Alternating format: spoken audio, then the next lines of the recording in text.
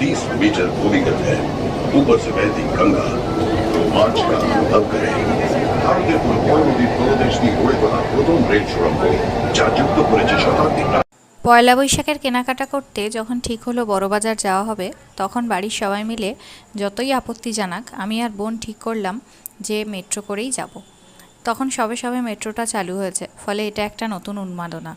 এবং সবচেয়ে বড় কথা, কলকাতার থেকেও হাওড়ায়, যেটা আমার জন্মস্থান, সেইখানের সঙ্গে এই প্রথম আন্ডার ওয়াটার মেট্রো ভারতের মধ্যে চালু হলো।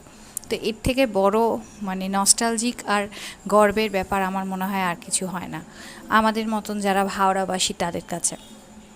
এবং তার সঙ্গে হাওড়ার মানে মাথায় একটা নতুন পালক যুক্ত হলো, সেটা হচ্ছে ভারতের সর্বনিম্ন স্টেশন, সেটাও হাওড়াতে। তো যাই হোক, টিকিট কেটে একসঙ্গে এসকেলেটারে নেমে যখন আস্তে আস্তে এগিয়ে গেলাম প্ল্যাটফর্মের দিকে,